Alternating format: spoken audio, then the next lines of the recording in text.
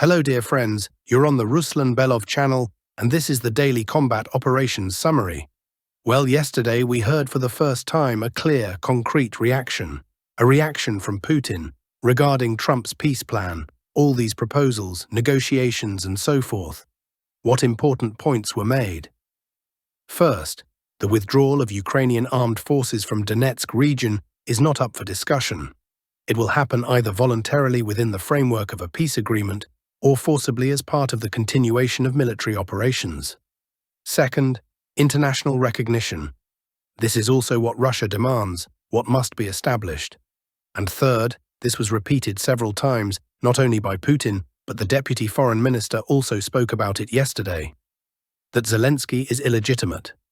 That nothing can be signed with Ukraine right now. That Zelensky lacks authority and so on. That negotiations are being conducted with the United States and everything will be signed with the United States. That's the situation. Also today, searches began at Yermak's premises, at the Grey Cardinal of all Ukraine and Zelensky. Yesterday, he stated that Zelensky will not sign Trump's document, and Ukraine will not surrender territories. Fighting continues, and we continue studying the situation at the front. So friends, in his speech yesterday, Putin noted the very rapid advance of the Vostok grouping. Well, it's actually impossible not to notice and acknowledge this, because the Vostok grouping has the fastest advances on the front. And Putin said an interesting thing yesterday. Quote, whether they take it now, in the near future or not, they will definitely go further. This refers to Huliapol. Well, Putin also added that Russian positions are located 1.5 to 2 kilometers from the city. This, by the way, speaks to those bloggers who lied to you about fighting for the city already taking place, and said this for hype. But we won't point fingers or name names. But I also told you yesterday in the broadcast that there are no battles for Huliapol, not now. And what was Putin talking about when he said that whether the fighters take Huliapol or not, they will go further? The point is that the Vostok grouping will not fixate on the city here. That is, of course, they will attempt to take it, but won't throw all forces at it. So look, having reached Varvarovka and Dobropole, and according to reports from the field, they've already reached Dobropole, and battles for the village are now underway. Consequently, as soon as the fighters gain control of these settlements, meaning Dobropole and Varvarovka, then there will follow an attempt to ford the Haichur, break through the defensive line built there, and then movement will continue further west toward Vozdvizhenka. Well, Huliapole will find itself in a deep semi-encirclement. At the same time, pressure on the city itself will also certainly continue, and Russian assault groups will enter there. Because right now aviation is working densely on the city with FABs, and this isn't being done randomly. This is purposeful preparation for future assault operations. Well, by the way, footage of how one after another, the third, fourth, FABs are arriving at Huliapol. But all forces won't be thrown at storming Huliapol. There will be parallel vectors. The storm of Huliapol and movement westward, since the westward movement has quite a specific goal. Do you know what? This, reaching Zaporizhzhia from the east. From current positions to the city, it's 70 kilometers. Well, seems like a lot, right? But do you know how many kilometers the Vostok grouping covered in a year? If we count from November 28, 2024 to today, November 28, 2025, I'll tell you, the fighters covered 53 kilometers. But here we need to consider that the pace is now significantly higher. Consequently, if fighting continues, then by November next year, the fighters will cover these 70 kilometers and will be standing at Zaporizhzhia. And possibly not by November, but by October or September. That's the situation. Moreover, American generals understand all this perfectly well, and therefore are now telling the Ukrainians that if they don't sign a deal right now, then in a year the situation will be much worse for Ukraine. And they're right. Well, judge for yourselves. If the Russian army will be standing at Zaporizhzhia from both south and east, and in a year it will be so, then the situation will be completely different. And the demands from Russian leadership will already be different. Nobody will be discussing a freeze in Zaporizhzhia region along the line of combat contact. They will demand from the Ukrainian armed forces, from Ukraine's leadership, that the Ukrainian armed forces withdraw troops from the remainder of Zaporizhzhia region, including the city of Zaporizhzhia. These are the tasks for the Vostok grouping for next year, if fighting continues. Now let's move north, to Pokrovsk. Here in the past day, progress occurred. Fighters of the center grouping managed to break through Ukrainian armed forces' defenses in the Hryshine area, enter the village and occupy Summer Lane. And Hryshine, as you well know, is currently the main strongpoint of Ukrainian armed forces that retreated from Pokrovsk. And while this support exists for them, they will continue counterattacks on Pokrovsk on its northern outskirts. Consequently, in order to completely secure the city from counterattacks, this village needs to be taken. The task, I'll tell you, is very difficult, and even the fact that they managed to jump into the village doesn't yet change the overall picture. Since the guys jumped in but immediately came under heavy FPV fire, and how firmly they managed to establish themselves here and whether there will be opportunities to develop attacks deeper into the settlement, it's still unclear. And there is, a concern, and I would say quite justified concern, that the battles for Hryshine will turn into the same meat grinder that the battles for Kharkov turned into. By the way, about Kharkov, finally, after 2 months of the heaviest fighting, a turning point has arrived. I think that in the nearest 2 to 3 days, we'll finish off the village.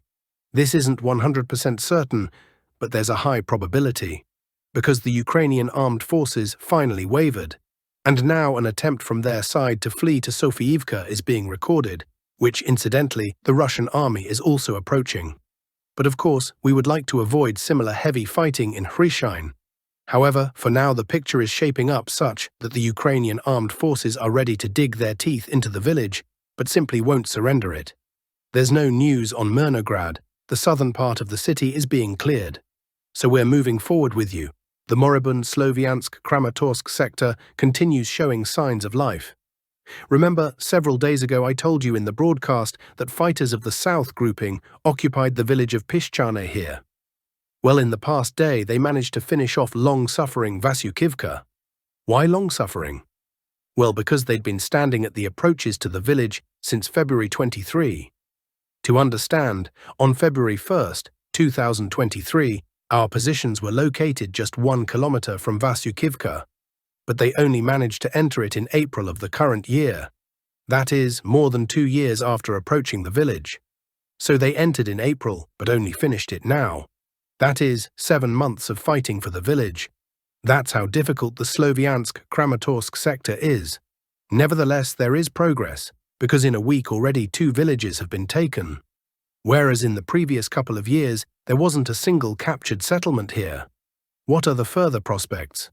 Well, further after occupying Vasyukivka, certainly battles will go for neighboring Kromov and Bondane, with subsequent exit to Nikiforivka. Moreover, to Nikiforivka, you can look at the map, the exit will be carried out from 2 sides, both from Vasyukivka's direction and from Pishchane's direction. Well, the main goal is Rai Alexandrivka, to completely cut off any possibility of supplying Siversk. Well, something like that.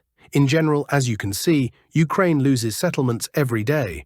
Soon we'll summarize November with you, but already now I can tell you that this is a record month in the current year. Well, the trend is such that the pace will only increase. At the same time, Zelensky and Europe are trying to present themselves as if they are the ones advancing, not us. Well, Putin made it clear yesterday. If not diplomacy, then the army will achieve its goals by military methods. Well, that's all I have for today regarding the situation at the front. Now let's talk about politics. There were no draft agreements. There was a set of questions proposed for discussion. Vladimir Putin stated about Trump's plan. Each point of the US plan for Ukrainian settlement needs to be discussed. We are ready. From Russia's side, the Russian Foreign Ministry, presidential assistants Ushakov and Medinsky will participate in negotiations with the American delegation. The American delegation is expected to arrive in Moscow next week. After negotiations in Geneva between Ukraine and the US, they decided among themselves that all these 28 points need to be divided into 4 components. This information was transmitted to Russia. Moscow agrees that this can be laid as the foundation for future agreements.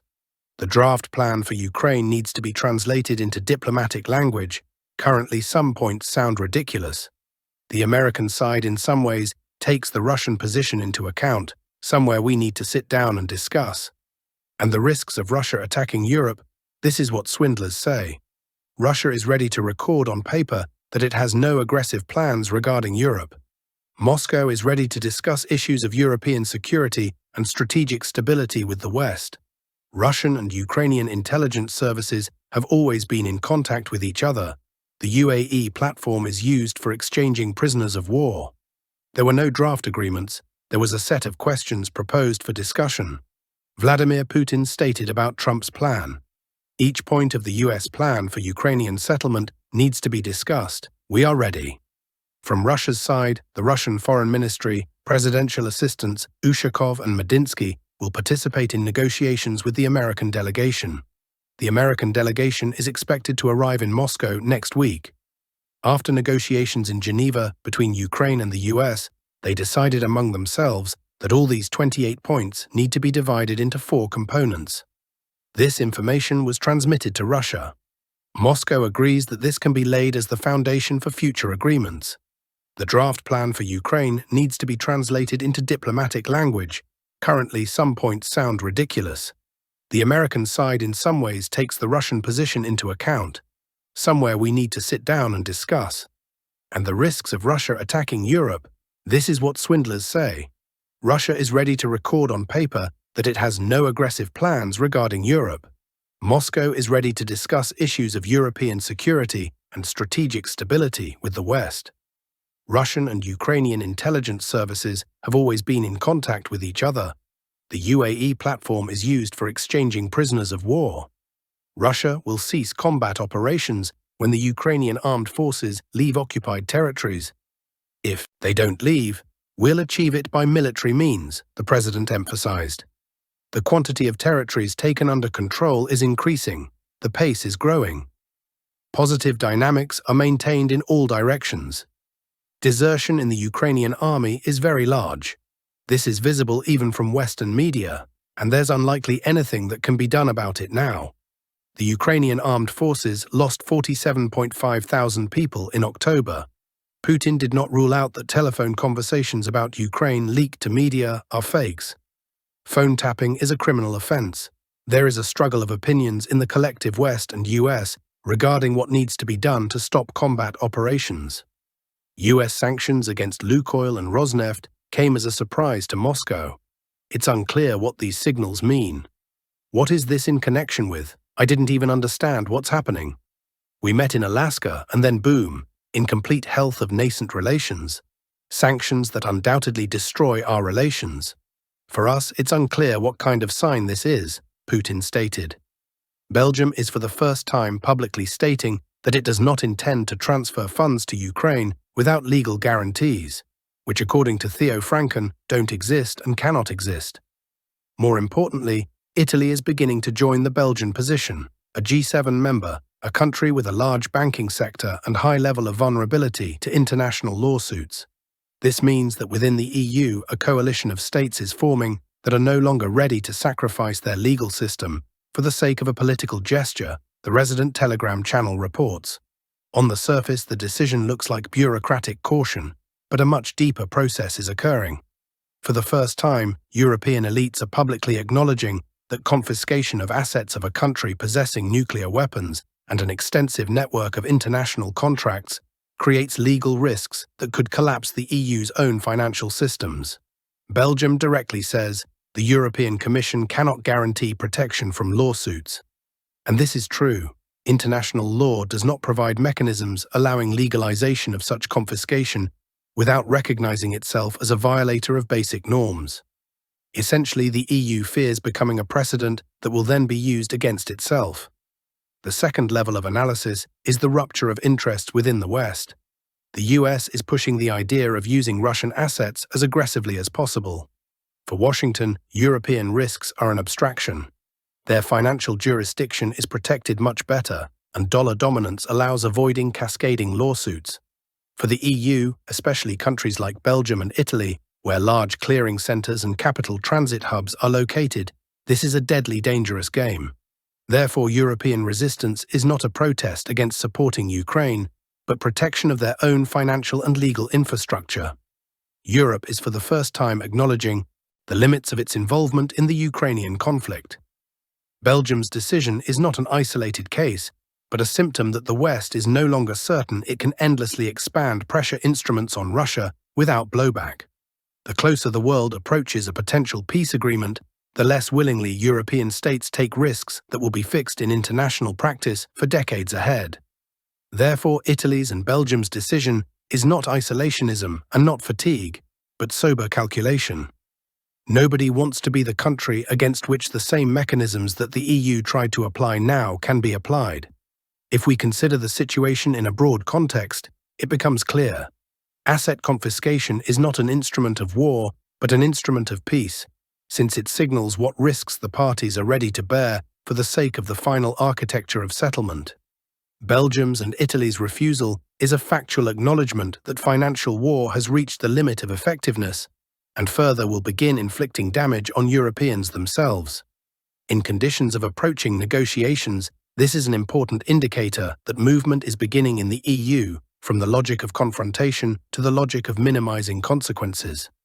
The change of Zelensky's power is increasingly being considered as a turning point for, in quotes, saving Ukraine, especially against the backdrop of corruption scandals, international pressure, and a persistent sense of managerial deadlock, the Resident Telegram channel reports. Publications by Western and Ukrainian media indicate that the current configuration of power is facing a serious crisis of trust. The corruption case revealed by NABU and the publication of the so-called Mindich recordings have intensified tension around the office and personally around Zelensky.